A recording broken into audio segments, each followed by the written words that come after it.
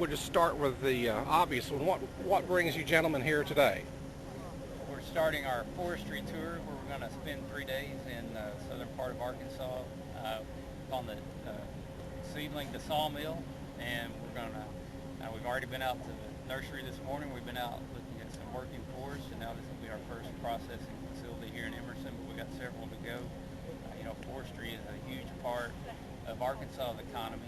It's nationwide, it's on par with both the chemical industry and the automotive industries combined, so it's a big part of the U.S. economy, big here in Arkansas and in North Louisiana. So glad to be here with the Senator today, looking at some good Arkansas forestry. Well, it's a huge industry, and I think you forget about the different facets.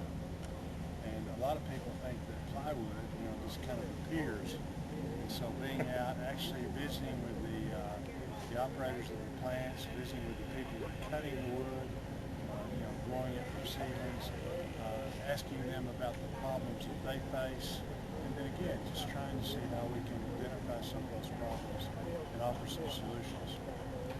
Congressman Westerman, you have the unique distinction in Congress of being the only forester in it. What do you think your fellow 434 congressmen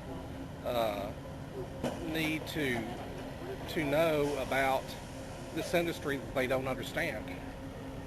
Well, the part of it I think we've got to do a better job of getting the message out on is that how everybody wins with healthy forest.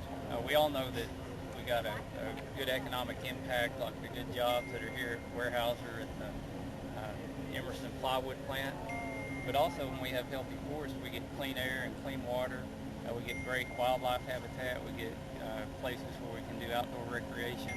And I think that's a story we've got to tell, that all Americans benefit from what happens here in rural Arkansas with our forests. I didn't realize you were a forester. Yes, and Arkansas is blessed to have him. Again, being the only forester, but also being somebody that's so well respected in a very short tenure in Congress.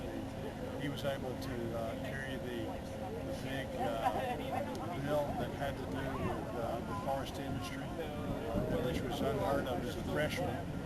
But the committee chairman went to him asking him to do that. So it just really speaks highly of his abilities. Senator, I think probably what most people in the lumber industry would say is that the biggest impact that they feel is when housing starts are high. Housing is kind of flat right now across the United States. I don't think anybody realized how huge housing was until 2008, 2009. Not only in the actual production of wood and wood products, but in the hauling of them. Also all of the different industries that are affected, furniture, the list goes on and on, appliances. So what we need now, more than anything, is a healthy economy. It's all about jobs, creating a healthy economy, getting some a situation where people have some faith, in the future. So that they want to go out and buy products, they want to buy homes, they want to buy furniture and things in homes. Well, that's all about the economy. What I wanted to get to is what do you think Congress can do to boost housing starts a little bit so that mills like this are more profitable?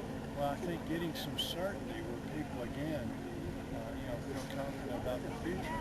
Most Arkansans have a job, but they're concerned about having one in 8 or 9 months. And so until they have some certainty, it's not going to happen. The regulatory atmosphere that we're facing right now, things like that, really are putting a wet blanket on the economy. So we need to get rid of the regulatory atmosphere that we're facing right now, get some certainty, and then again, we'll have a much better economy and people will want to spend some money. Congressman, what's your take on that? Yeah, I agree with what the senator said. Also, if you look at what's really putting a squeeze on new housing starts, a lot of it goes back to the financial side of it and the regulations on banking. It's hard for banks to make loans the way they used to, and especially community banks like in small towns in Arkansas that had nothing to do with the the bubble and the burst back in 2007 and 2008, but they're now being regulated like Wall Street banks. So we've got to get smart regulation in place and allow people to be able to lend money to new home buyers and people that are wanting to do remodeling and renovations. And I think that's the key to it, getting a better job climate out there so that more people have money to spend on homes. That gets back to our regulatory policy on a large scale, and then our tax policy as well. I think we've got to do a better job of allowing more Americans to keep their taxes and reinvest them in the economy rather than investing them in the federal government. I know that a lot of the timber that South Arkansas and the rest of the country export goes to China, and it comes back to us in the form of furniture. But there is a presidential candidate out there who suggests that we ought to impose massive tariffs on products from China. What advice do you have to him on that subject? I think the answer to us losing jobs offshore is to make it such that the climate in our country is such that you want to invest, create industry, get our manufacturing back like it used to be. And again, you do that through decreasing regulation. And then also, we're in the situation where the taxes on our corporations are the highest in the industrial world, so it's hard to compete.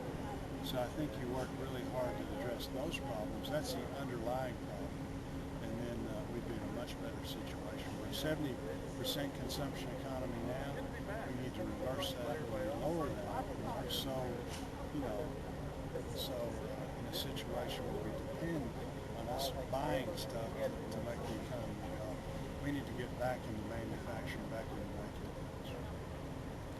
Dixie, I'm sorry. That's fine. I usually don't ask a lot of questions on this. Those are all the questions I've got. Unless there's something you want to say in particular to the people in Columbia County while you're here. Just appreciate the hard work that people do on a day-to-day basis that may not get recognized all the time.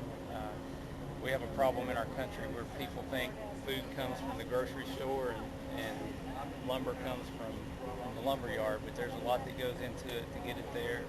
And I know it's hard-working Arkansans that are out doing their job every day and taking pride in that allows us to have stock shelves in the grocery store and the hardware store and the lumber store. Agriculture is probably 20-25% of the state economy, the biggest thing by far. And so, we're in a situation where we're trying to recognize that. But in many of our smaller communities in much of rural America, it's not 20 or 25%. It's closer to 95%. So as a result, it's so very important. Anything we can do to raise awareness. And then again, as we start, we'll be talking about the new farm bill that will be coming up in January, as early as next January, getting ready for that. But this is how you get good ideas, is visiting with people that are actually out doing the work and trying to take those good ideas back to Congress.